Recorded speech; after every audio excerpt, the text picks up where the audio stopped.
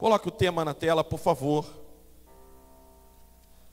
E eu ia colocar o tema, a soberania de Deus, mas eu preferi colocar esse tema, como você está vivendo? Nas mãos de Deus ou nas mãos dos homens? E quando eu falo homens, eu quero incluir o ser humano em geral, homem ou mulher, patrão, pai, filho, marido, esposa. Então o que eu quero trabalhar com vocês hoje é vocês entenderem que é tão sério que muita gente, nós estamos ainda no tema de domingo, mas falando de uma outra perspectiva, tratando do medo e falando da importância da coragem, do essencial da coragem. Hoje nós vamos falar sobre não permitir que a nossa vida esteja sobre ameaças. Irmãos, o crente, o cristão não pode ser ameaçado pelo homem, pelo trabalho, pelo dinheiro, pelas coisas dessa vida. Nós não podemos ser ameaçados. Você vai ver que isso não pode ser permitido em nossa vida. Mas também porque Deus permite que o seu povo seja ameaçado. Porque Deus permite as ameaças sobre a nossa vida. E nós vamos aprender coisas importantíssimas nessa noite. Eu coloquei no grupo da igreja que eu acredito que é uma das pregações mais relevantes que eu vou ministrar na minha vida.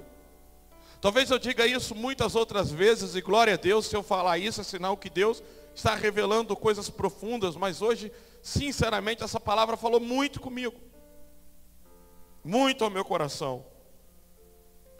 E eu quero ler com vocês Atos capítulo 4, a partir do versículo 1 na NVI. E eu vou fazer uma exposição desse texto com vocês nessa noite. Antes, deixa eu falar com vocês do contexto histórico disso aí. No capítulo 3 de Atos, a Bíblia diz que Pedro e João subiram ao templo para orar.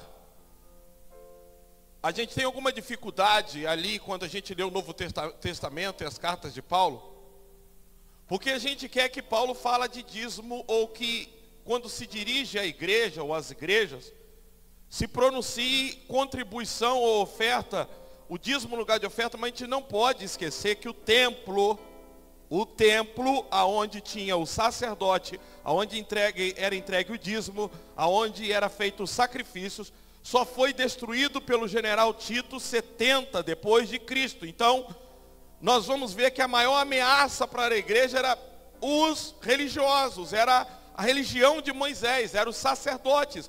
Se tornou a maior oposição do crescimento da igreja. Então não tinha como. Se eles já eram perseguidos por dizer que Cristo era mais excelente do que a religião de Moisés, aquilo que Moisés havia deixado, imagine se eles são mandados entregar o dízimo, não no templo ao sacerdote, mas que o dízimo fosse entregue às igrejas daquela época. Que situação! Porque só de falar em Jesus você vai ver o problema. Você vai ver o problema que os religiosos estão criando, a religião está criando. Se vocês não leram a história do Brasil para Cristo, precisam ler que o missionário Manuel de Melo foi preso 29 vezes. E qual era a acusação da prisão dele no período militar? O fundador dessa obra, ele era acusado de curandeirismo.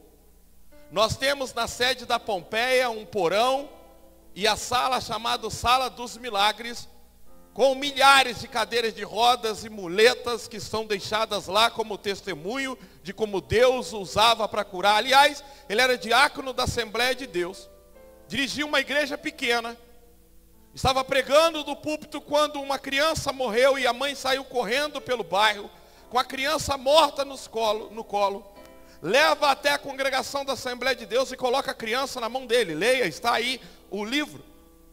Manuel de Melo e Silva. Eu quando li esse livro, eu fiquei pensando, meu Deus do céu.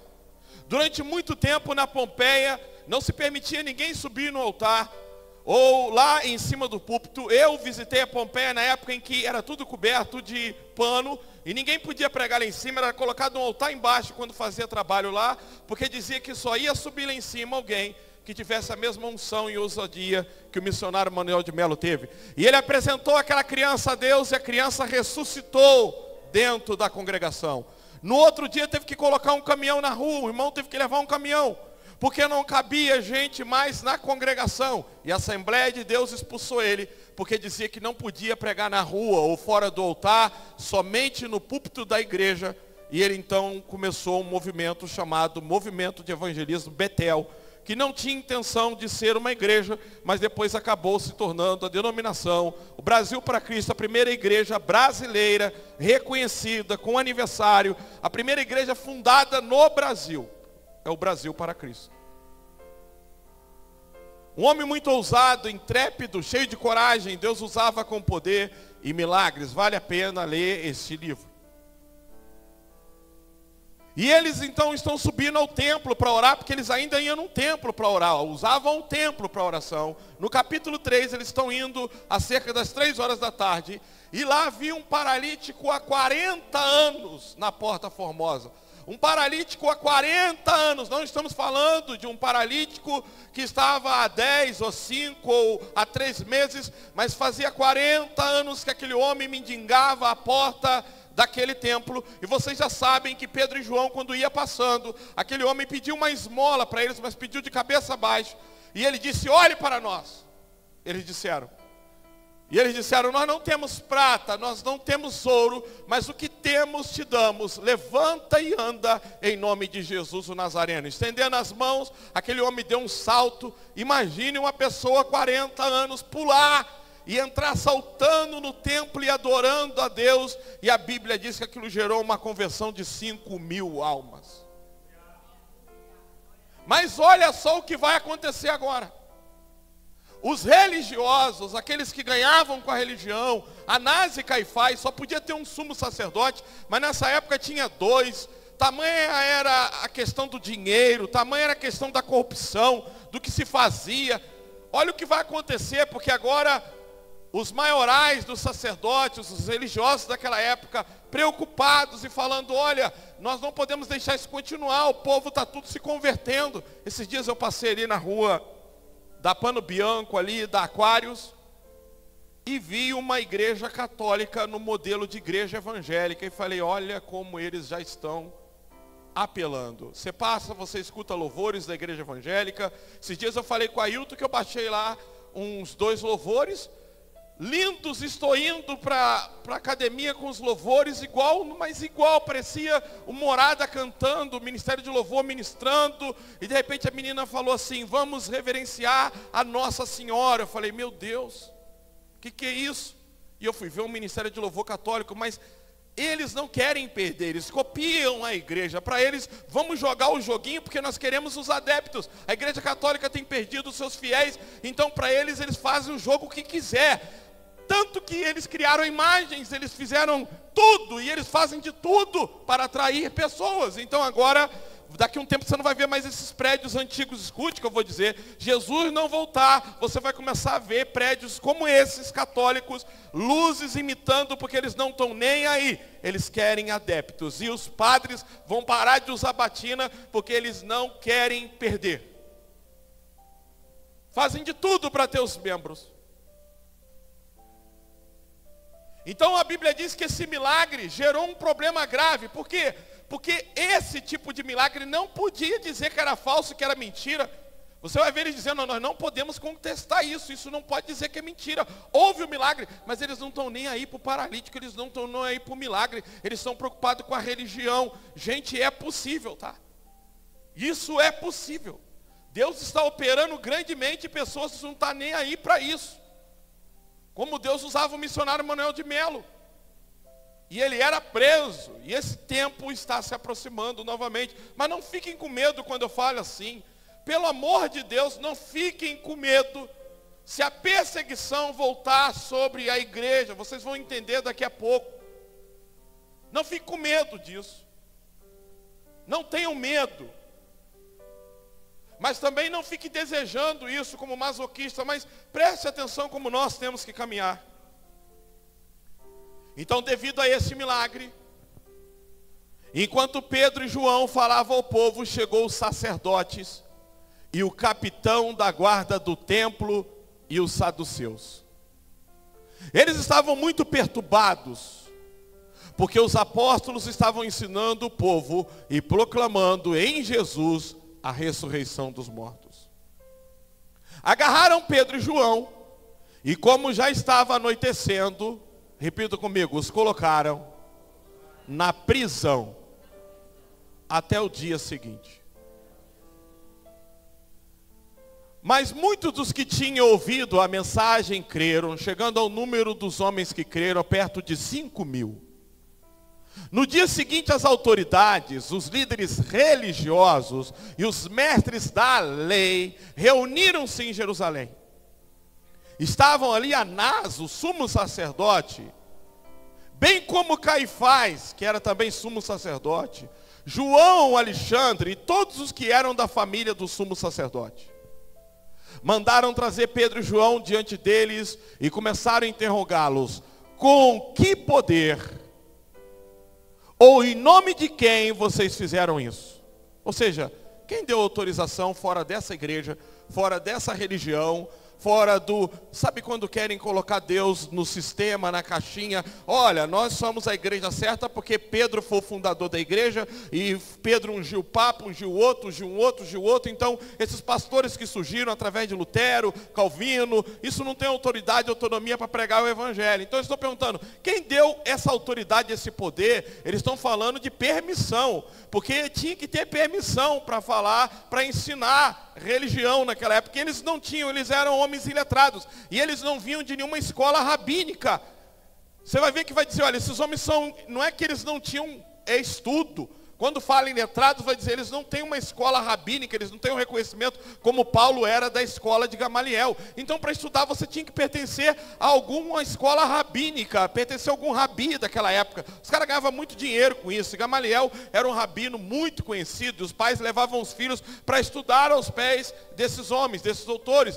Então, Pedro, cheio do Espírito Santo, disse-lhes: autoridades, olha que coisa legal.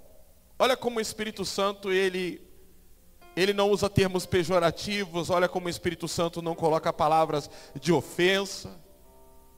Olha como a gente tem que tomar cuidado ao responder às autoridades do nosso país, por mais errados que estejam e corrompidos. Vejam como o Espírito Santo, ele fala na boca dos seus líderes.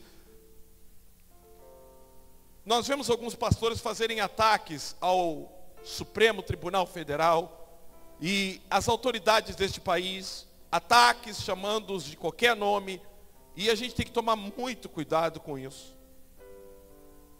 Porque o Espírito Santo, na vida de Pedro, não vai fazer com que ele trate esses homens com falta de respeito. O respeito continua, o respeito é mantido. Deus não precisa desrespeitar alguém, ou difamar, ou trazer ele. A Bíblia vai dizer que quando uma mulher adúltera entrou no templo, as pessoas iam apedrejar, ele não precisou acusar, ele só disse: aquele que não tem pecado, atire a primeira pedra. E todos deixaram Deus para agir. Ele não precisa se destemperar, descontrolar. Ele fala manso, e quando ele fala manso, ele fala ao coração, e ele trata poderosamente. Então Pedro, cheio do Espírito Santo, disse: autoridades e líderes do povo, visto que hoje somos chamados para prestar contas de um ato de bondade em favor de um aleijado, sendo interrogados acerca de como ele foi curado. Saibam, senhores e todo o povo de Israel, que por meio do nome de Jesus Cristo Nazareno, a quem os senhores crucificaram, mas quem Deus ressuscitou dos mortos, esse homem está aí curado diante dos senhores. Este Jesus é a pedra que vocês construtores rejeitaram e que se tornou a pedra angular. Só para dar um resumo dessa pedra para mim, de vocês não ficar divagando.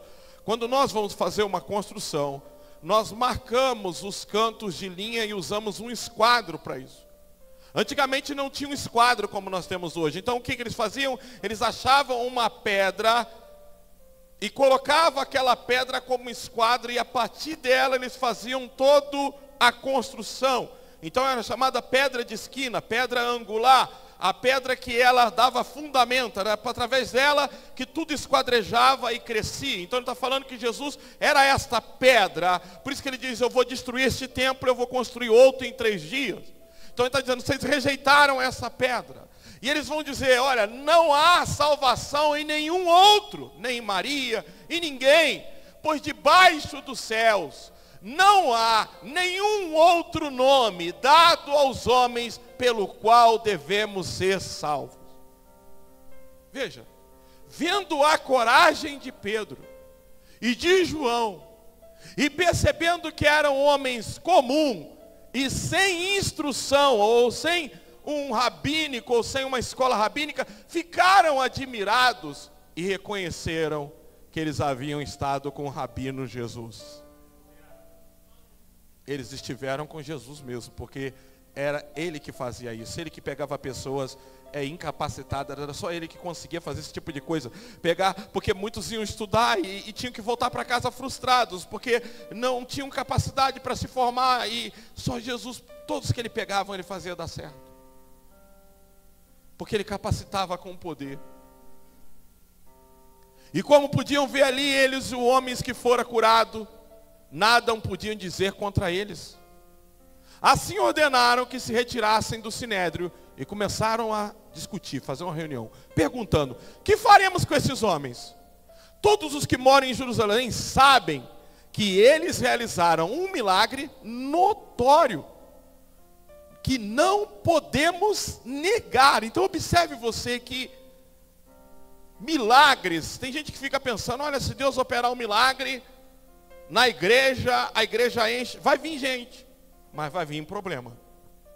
Vocês não têm ideia que se Deus operar um milagre nessa igreja, ela vai lotar, mas só que a gente pensa que só vai vir gente para poder somar, mas a gente vai ter perseguição, irmãos.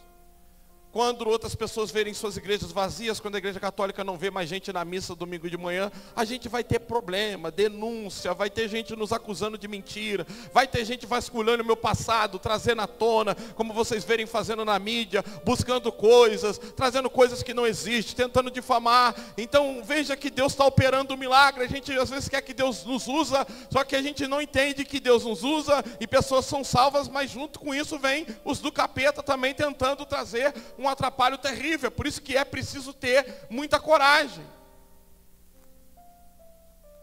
Todavia, para impedir que isso se espalhe ainda mais no meio do povo, precisamos advertir-lhes que não fale mais com ninguém sobre esse nome. Então, chamando-os novamente, ordenou-lhes que não falassem nem ensinassem no nome de Jesus. Nós vamos ler até o 31. Mas Pedro e João responderam, repita comigo, julguem os senhores. Julguem os senhores.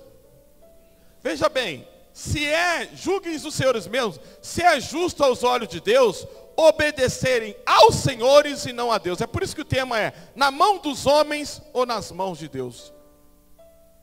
Veja que eles estão dizendo, olha, julguem os senhores.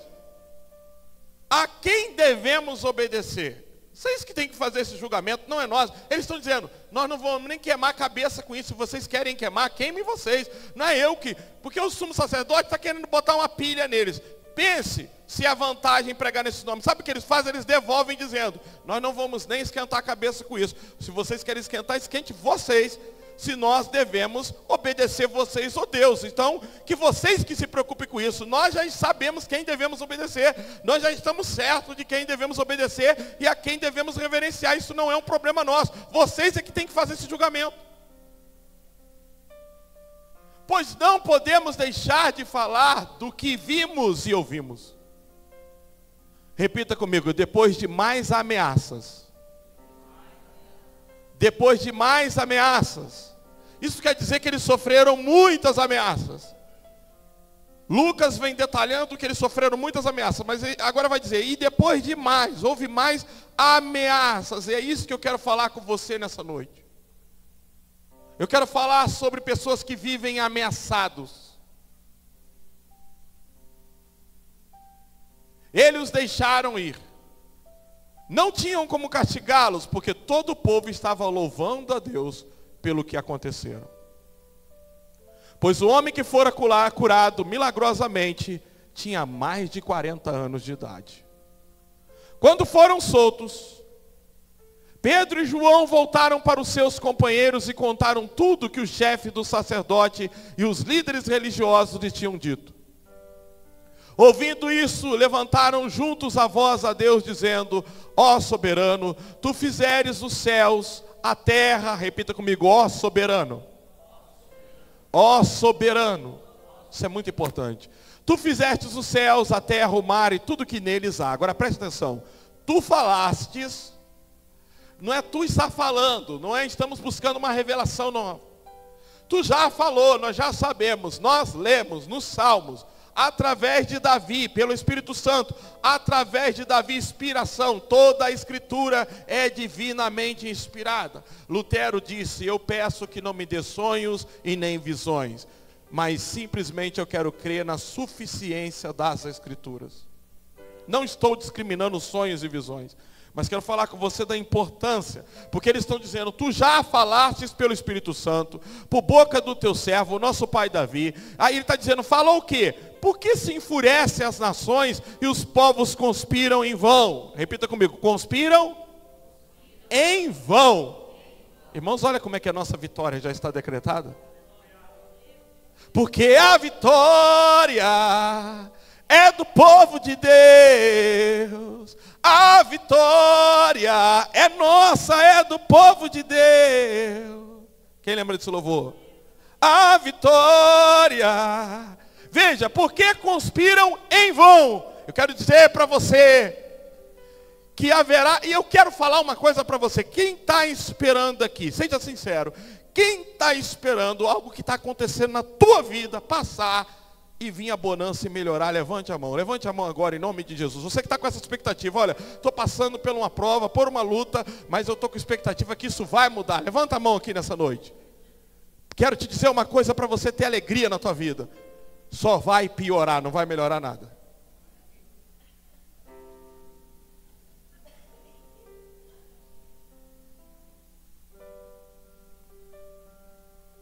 Para te animar, segura que vai ficar pior, mas também espera aí que não vai ficar nisso aí não. Calma aí.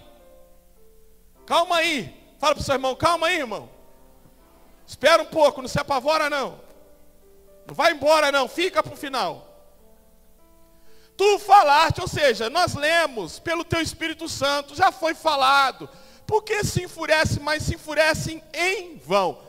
É em vão todo levante contra a igreja, contra o povo de Deus. Enquanto o Espírito Santo estiver aqui, tudo já foi determinado por Deus. E o que foi determinado por Deus? Que os santos serão arrebatados, lavados e remidos no sangue de Jesus, que a igreja será ao encontro dele, e que ele trará juízo sobre este mundo, e que ele colocará debaixo dos teus pés tudo. O último inimigo é a morte, que será tragada. Ele venceu a morte, ele nos lavou. Então tudo que está na palavra é imutável.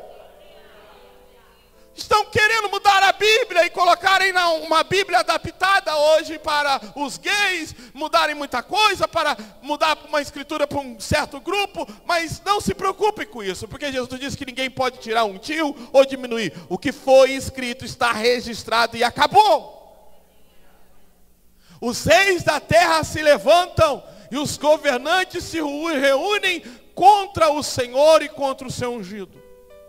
De fato, Herodes e Pôncio Pilatos reuniram-se contra os gentios e contra o povo de Israel nessa cidade, para conspirar contra o teu santo servo Jesus, a quem ungiste. Fizeram que o teu poder, repita comigo, fizeram que o teu poder e a tua vontade haviam decidido de antemão que ia acontecer. Para aí, isso é soberania. Sabe o que quer dizer? O que eles estão fazendo é só o que o Senhor já determinou de antemão. O Senhor é soberano, nada foge ao teu controle. Mataram Jesus porque o Senhor já havia determinado. Estão nos perseguindo porque o Senhor já havia determinado. Tudo isso está determinado na tua palavra. O Senhor já tinha falado de antemão, nós já sabíamos. O que fizeram só foi o que a sua vontade havia determinado, porque nada foge à tua vontade, porque o Senhor é soberano. Olha a oração, ó soberano. 29. Agora, Senhor, repita comigo, considera a ameaça deles. Agora, Senhor, considera as ameaças deles. Veja. E capacita os teus servos para anunciarem a tua palavra corajosamente. Estende a tua mão para curar e realizar sinais e maravilhas por meio do nome do teu santo servo Jesus. Depois de orarem, tremeu o lugar em que estavam reunidos. Todos ficaram cheios do Espírito Santo e anunciavam corajosamente a palavra de Deus. Ah, irmãos, eu preciso me adiantar aqui.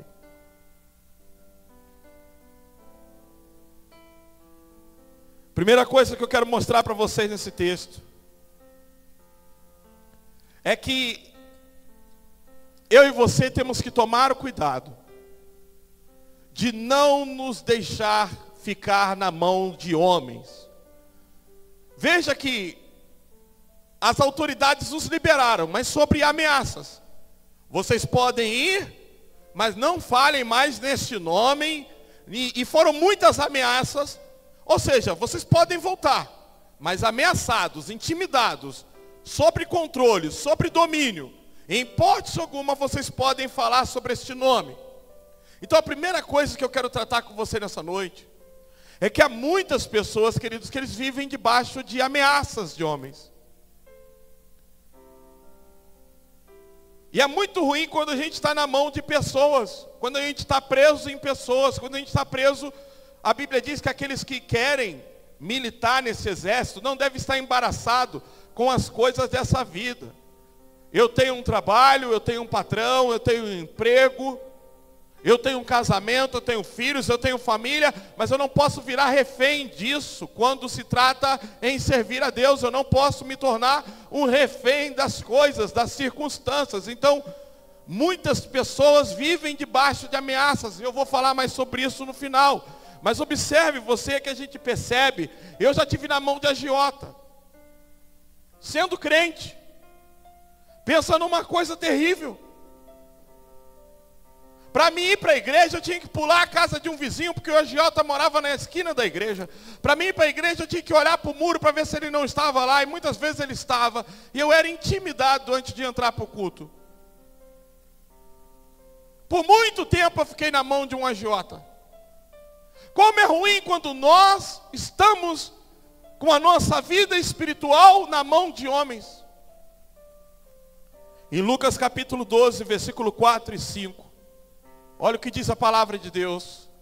Lucas 12, 4 e 5. Eu digo a vocês, meus amigos, repita comigo, não tenham medo dos que matam o corpo. Vamos de novo, não tenham medo dos que matam o corpo.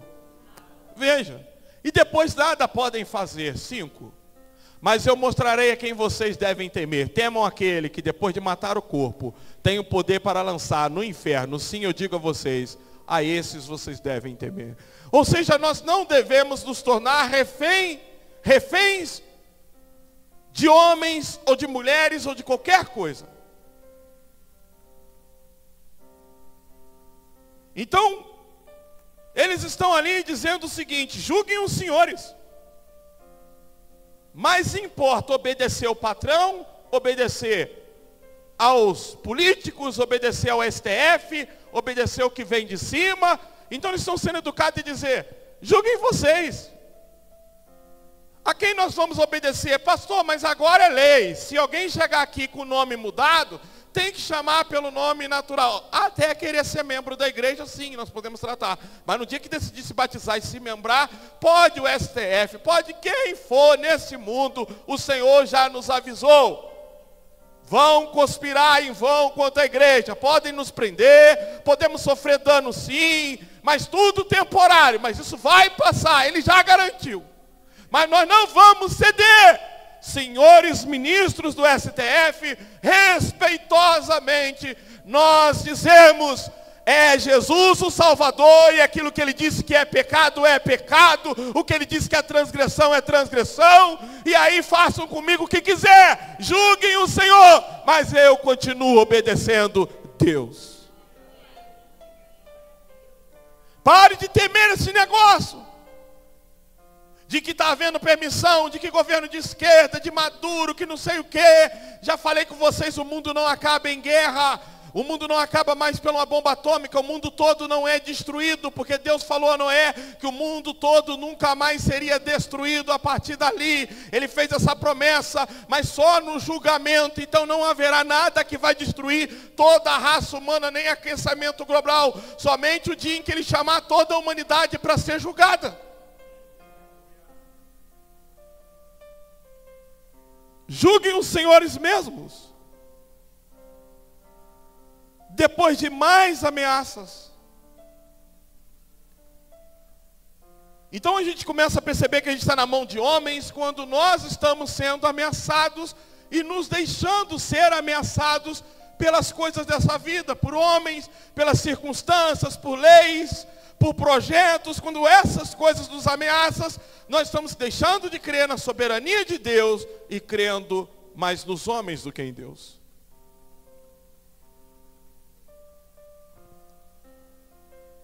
Quando foram soltos, versículo 23, de Atos capítulo 4, Pedro e João voltaram para os seus e contaram tudo que o chefe dos sacerdotes e os líderes religiosos lhe tinham dito.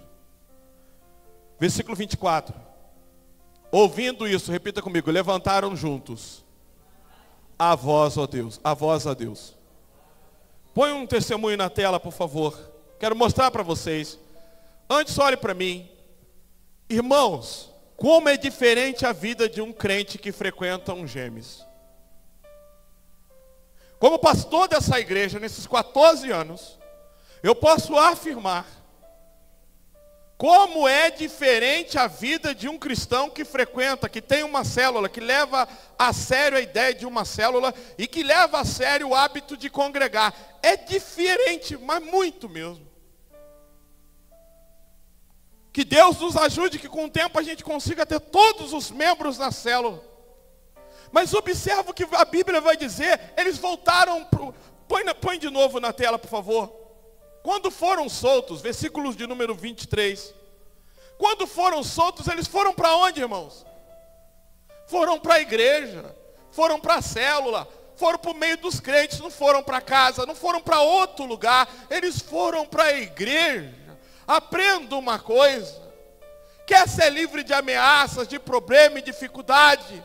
Vá para os seus, se encontre com os seus, leve a sério essa célula, esses Gêmeos, esse grupo pequeno, leve a sério esta igreja, leve a sério compartilhar. Mãe de joelhos, mães, vocês não sabem o quanto é importante vir aqui na segunda-feira e estar de joelhos orando juntas. Observe como é importante isso. Quando foram soltos, eles foram lá para os seus companheiros de igreja, companheiros de oração, e eles contaram, eles falaram, olha o que aconteceu com a gente, olha o que aconteceu, nós fomos ameaçados. E a Bíblia diz, irmãos, que ali estava um grupo que não estava para julgar, um grupo que não estava para lançar pedra, mas um grupo que somava, um grupo que dava as mãos, um grupo que dizia, essa luta não é sua, essa batalha não é sua, essa guerra não é sua sozinho, nós lutamos a mesma guerra. Ou seja, a ameaça que fizeram vocês, fizeram a nós, o dano que fizeram vocês. No dia que isso acontecer nessa igreja, quando o que machuca um irmão machucar a todos, o diabo nunca mais vai prevalecer sobre nós. Quando o que entristece um, entristece a todos. Quando a luta de um for a luta de todos, Jesus disse, quando vocês forem um, saberão que eu estive no meio de vocês. Quando forem soltos, voltaram para os companheiros e contaram tudo que os chefes, olha, nos ameaçaram, olha, nós estamos debaixo de intimidade, fizeram isso. Eles falaram, o quê? Não, receberam como fosse para eles, receberam como se fosse com eles também. E a Bíblia diz que se juntaram, olha lá, versículo 24, juntos, ouvindo isso. E essa palavra vem, junto com essa palavra vem isso aqui, logo essa semana, pelo amor de Deus, gente.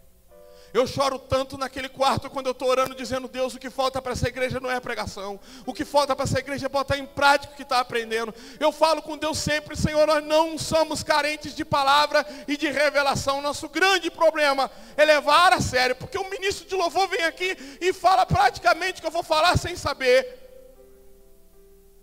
E Deus vem pela palavra, e agora Ele vem pelo testemunho. Tudo vai acontecendo para dizer: olha como eu estou agindo no meio de vocês. Olha, Igreja Brasil para Cristo Santa Fé, como eu estou operando. E a Fernanda ontem falou isso comigo sem saber, e o Espírito Santo estava trabalhando em tudo.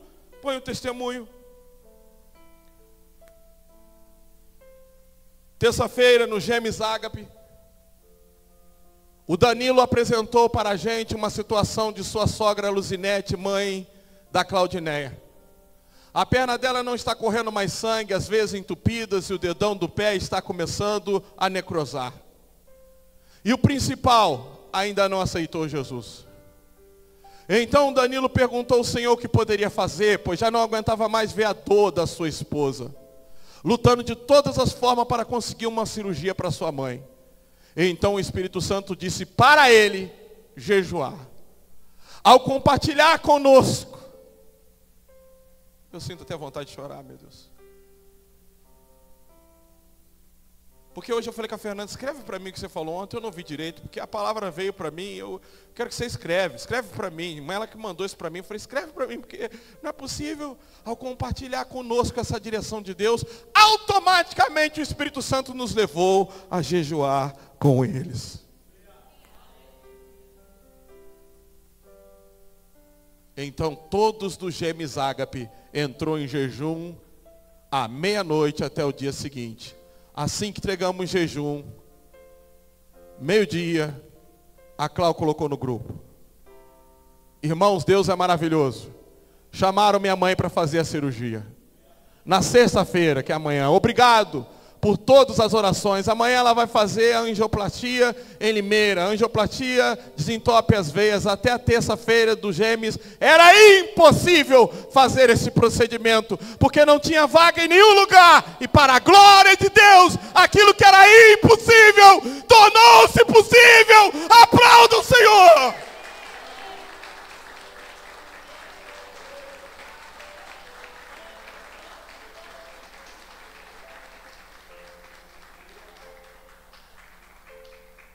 Eu tenho tanta coisa para falar nessa noite.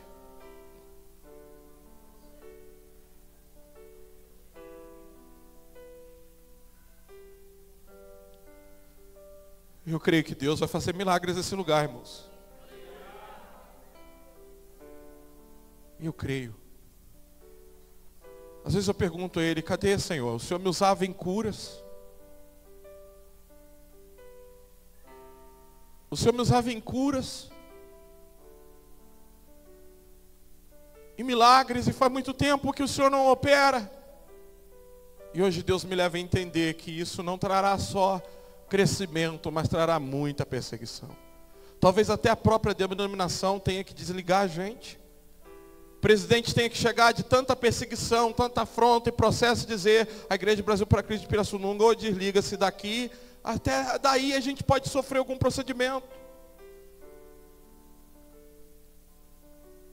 Veja a importância de levar as suas lutas à igreja, de não ficar isolado, de se pertencer a um grupo, de ter um grupo pequeno, de os Gêmeos. Isso não é uma visão de homem, gente. Quem está no Gêmeos não está na mão do Falcone, não está na mão da Edjane, não está na mão do Ailton, não está na mão da Fernanda, não está na mão da Tati, não está na mão, queridos, da Val e do Roberto, não está na mão do Vilela e da Fabiana. Quem está no Gêmeos está nas mãos do soberano Deus, que preparou esses grupos pequenos, onde as pessoas podem contar as suas dificuldades e ter um grupo para jejuar junto e orar e vencer batalhas, porque há batalhas que não podemos sozinhos, mas quando se juntam pessoas com nós, as barreiras são rompidas. Como é bom ter a mãe de joelhos, onde mães vêm e compartilham os seus desafios, dificuldades, e mães juntas oram. Fernanda falou: nossa oração de mãe de joelhos foi até 8h20, 8h26. Tempos atrás estava falando comigo: será que devo continuar? Está dando pouca gente. Quase que eu falei com ela, para, Fernanda. Mas eu disse, não vou falar isso. Não foi eu que comecei, não foi eu que dei essa direção para ela. Mas falou, está indo poucas mães segunda-feira, será que eu devo continuar isso? Mas de algum jeito ela animou, alguém que certamente animou, ela pode falar isso em qualquer momento. Mas como é bom quando a gente tem esses grupos que a gente chega e conta algo. E engraçado a cirurgia, amanhã eles estão aqui hoje ainda congregando, estão aqui na igreja, estão na igreja, porque entendem que é na igreja onde as coisas se resolvem, que é diante de Deus que as coisas saram, não é ficando em casa. Você tem que saber a quem você pertence, querido.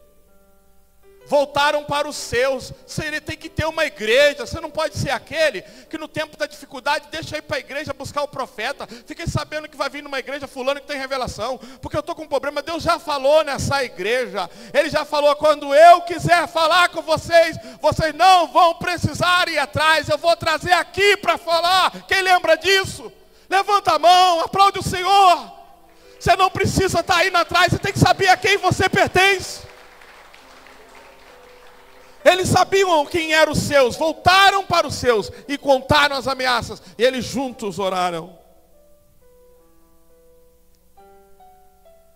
Tu falastes pelo Espírito Santo por boca do teu servo, nosso pai Davi. Aqui é muito importante. Deus é soberano. Coloca o significado de soberano na tela. Significado de soberano, substantivo masculino.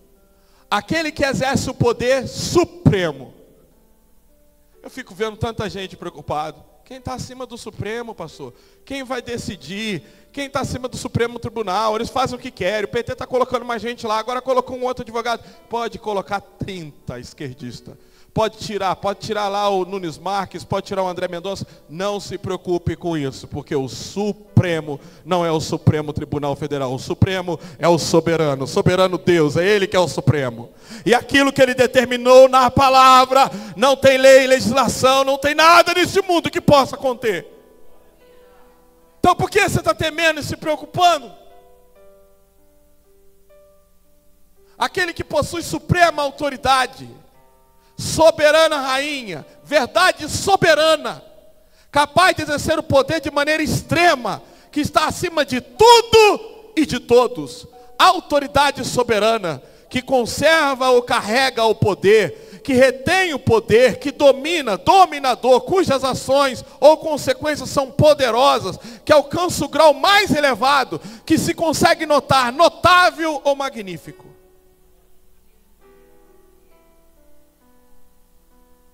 E eles diz, concede-nos poder.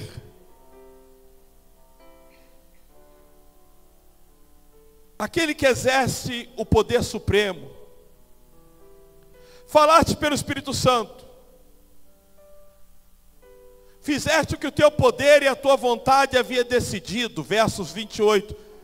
Olha a importância de crer na Bíblia, irmãos. Olha a importância. Tem crente, sabe o que Deus não vai agir, onde Deus não vai operar?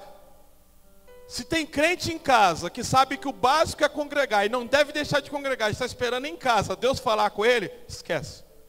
Porque aquilo que Deus já falou nas Escrituras, Ele não vai usar profeta para falar. Ele já falou, faz o que é básico, faz o que você já sabe, faz o que já está escrito na Bíblia. A Bíblia diz, não deixem de congregar. Então Deus não tem compromisso com quem deixa de congregar. Se Ele já avisou que não é o caminho, já está escrito na palavra. Sabe quando nós cremos que Deus é soberano? Quando nós levamos a sério as Escrituras, quando nós dizemos, o que está na Bíblia foi Deus que falou, e se Ele falou vai se cumprir, e se Ele falou eu tenho que colocar em prática, porque o que Ele fala Ele não muda, porque a Bíblia diz que Ele é imutável em seu caráter, e Jesus disse que passarão os céus e a terra, e a sua palavra não passará. Então o crente que crê que Deus é soberano, ele lê a Bíblia, ele crê na Bíblia, ele faz o que a Bíblia diz, porque ele sabe que o que está escrito vai se cumprir. Então o que está na palavra, você vê que ele crê na soberania de Deus quando ele crê na palavra, ele confia na palavra, ele lê a Bíblia, ele tem atenção na Bíblia, ele diz, está escrito.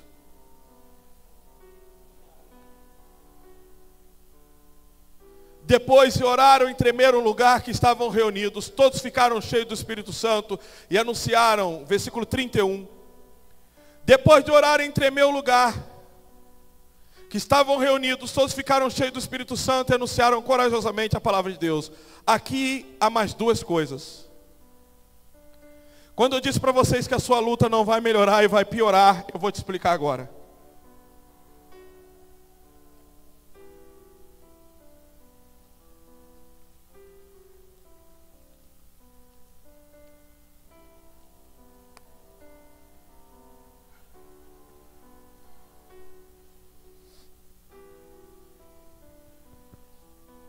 Por que eu te disse isso? Você que está numa expectativa que essa situação vai melhorar. Que as coisas vão melhorar para nós. Nós que estamos esperando notícias boas, governos bons, Bolsonaro voltar, Tarcísio assumir, Zema assumir. Nós que estamos dependendo dessas notícias para continuar crendo, avançando. Porque tem muita gente que está esperando os 4 anos passar para ver como é que vai ser o próximo governo. Tem muita gente, irmãos, com medo, que vai ser da nossa vida com esse governo, com Maduro vindo ao Brasil, com o Foro de São Paulo, que vai ser da nossa vida. Só vão fazer conosco aquilo que Deus já disse que fariam. Nada mais do que isso. Deixa eu falar com você. Depois de orarem em tremer o lugar que estavam reunidos, e todos ficaram cheios do Espírito Santo, e anunciaram corajosamente a palavra de Deus. Versículo de número 31.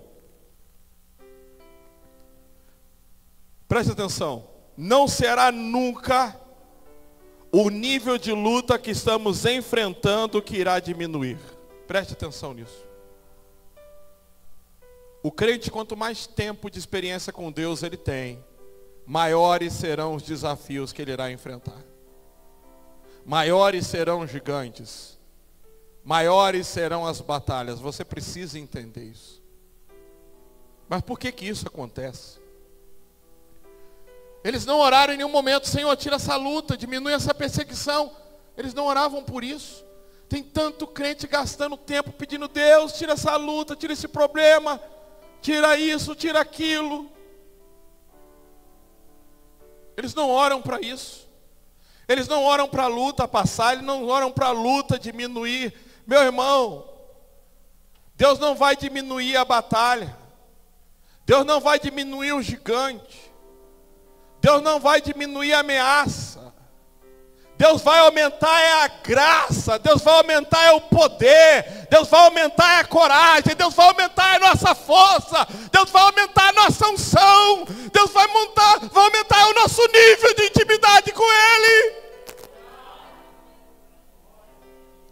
Não é nos tire dessa luta e dessa batalha, é nos dá poder para enfrentar, nos dá coragem para ir para cima, nos dá mais ousadia. Não é tira, Senhor, está doendo demais. Ah, Senhor, está muito bravo. Não é, Senhor, eu quero passar por isso, eu quero enfrentar. Me capacita com poder. E veja como Deus responde logo quando você não fica pedindo a Deus para tirar a luta, mas você diz: me capacita para enfrentar essa batalha. Me capacita para enfrentar essa guerra. Então não são as lutas que diminuem. Sabe por que não são as lutas? O Ailton já falou sobre isso aqui hoje.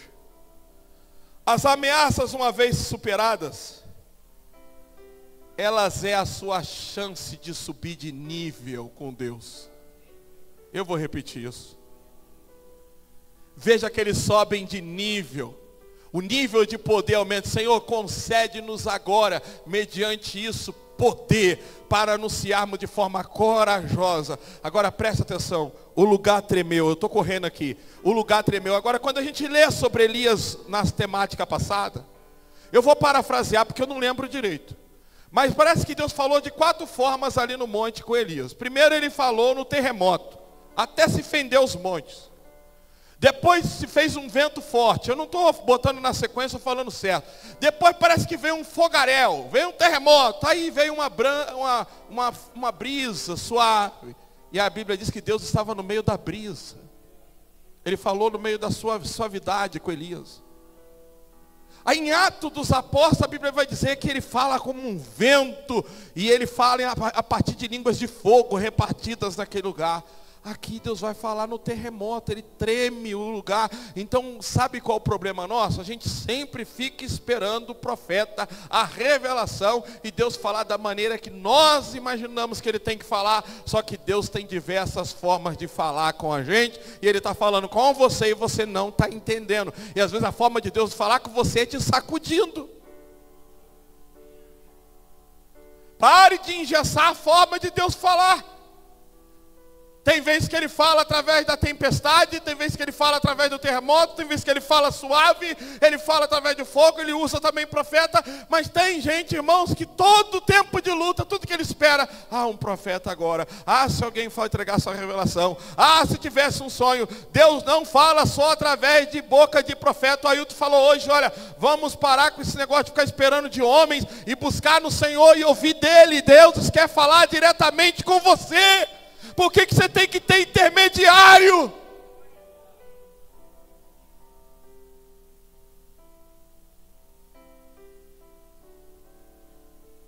Depois de orarem, tremeu o lugar.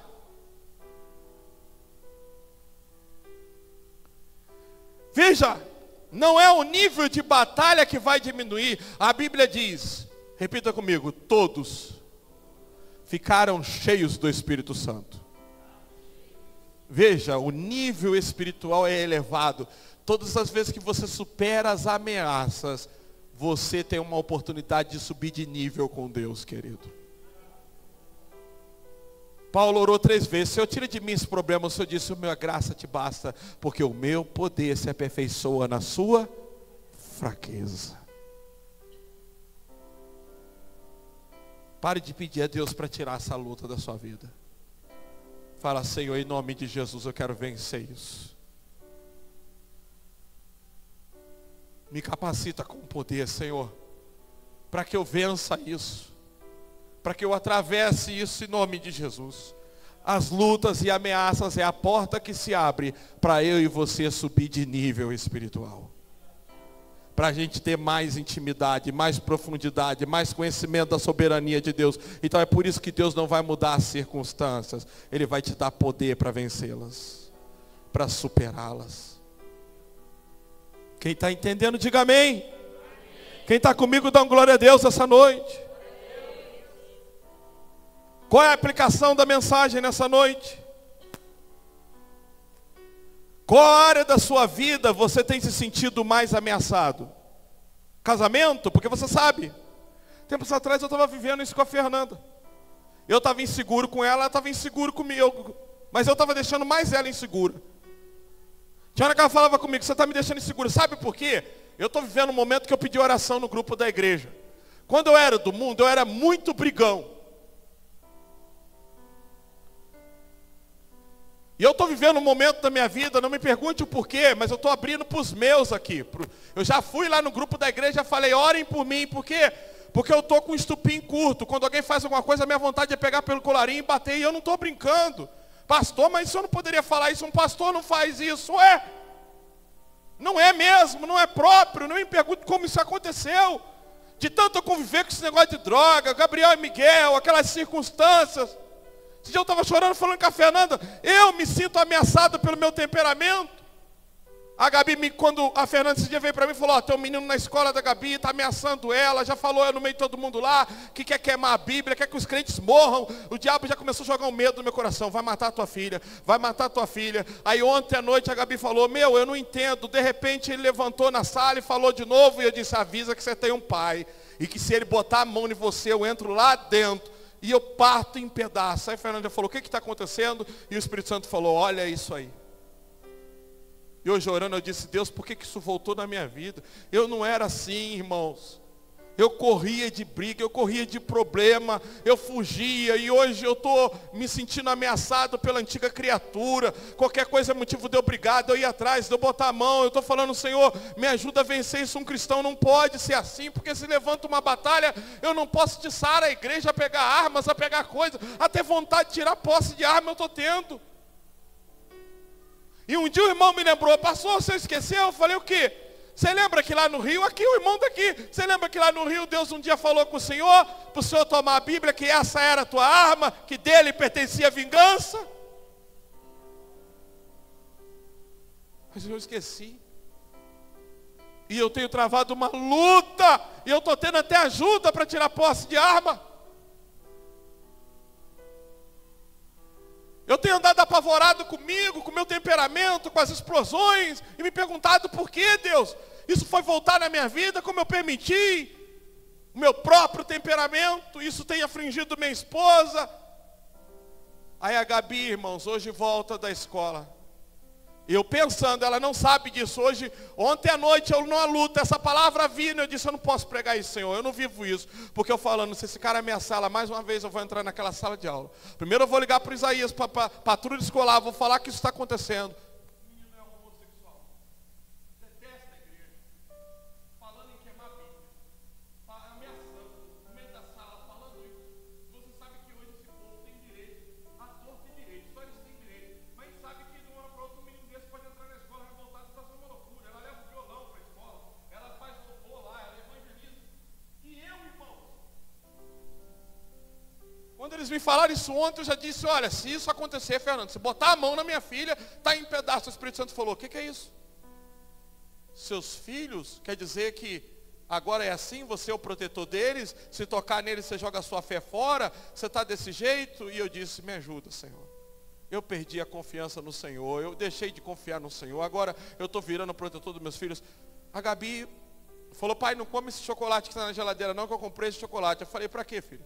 Eu vou levar para o menino de presente. Eu ia falar com ela, não faz isso, que ele ainda vai quebrar esse chocolate na tua cara, eu vou ter que ir lá resolver. E hoje ela chegou da escola, ela falou, falei, Gabi, como é que foi? Ela falou, deu chocolate para ele me agradeceu, começou a conversar comigo, agora virou até o meu amigo. O Espírito Santo falou, toma, e a minha palavra ainda mesmo, vença o mal com o bem.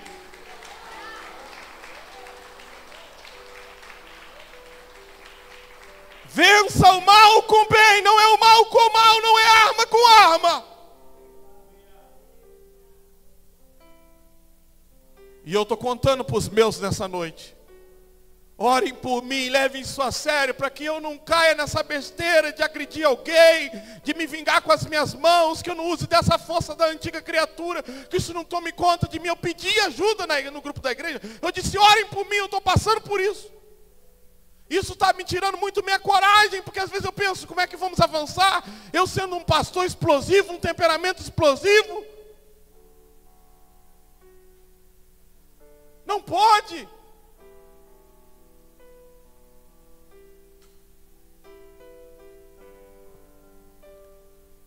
Eu já disse o que está ameaçando a minha vida, agora eu estou te perguntando, o que tem te fazendo no sentido ameaçado? O casamento seu, porque você sabe que tem gente, irmãos, que vive inseguro no casamento. A mulher com o marido com a mulher, isso, o casamento é uma ameaça. Ministério de Louvor, sobe, por favor.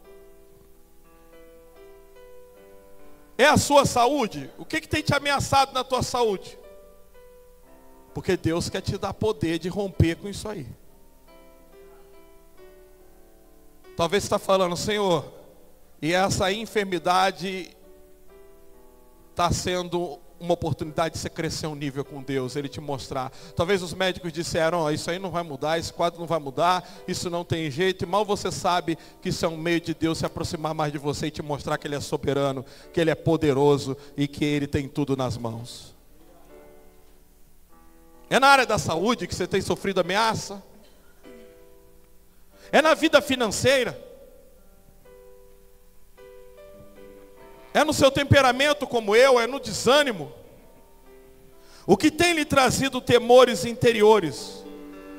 Queridos, não podemos permitir que nossas vidas estejam ameaçadas por homens ou mulheres ou nas circunstâncias.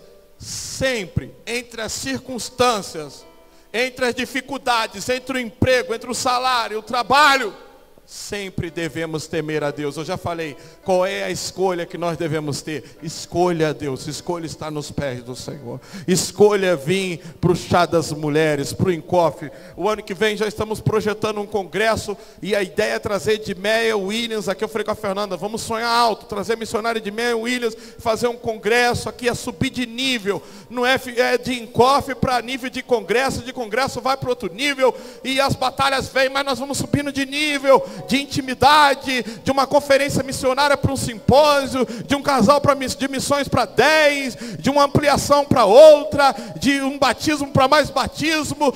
O mundo vai vindo, as dificuldades vai vindo, mas nós estamos clamando, e o que vai acontecer não é o mundo melhorar, mas é a igreja ser mais cheia de poder, é a nossa luz brilhar, é a glória de Deus se revelar. Então pare de reclamar da dificuldade, pare de temer a circunstância, pare de dizer para Deus o problema que você está passando e fala: Senhor, é o Senhor que tem ameaçado, porque eu sou dizimista, eu contribuo na tua obra, eu tenho entregado dízimo, eu tenho sido fiel. Então não é contra minhas finanças que estão atentando, é contra as finanças do Senhor, porque na tua palavra, ó soberano, está escrito que o Senhor repreenderia o devorador.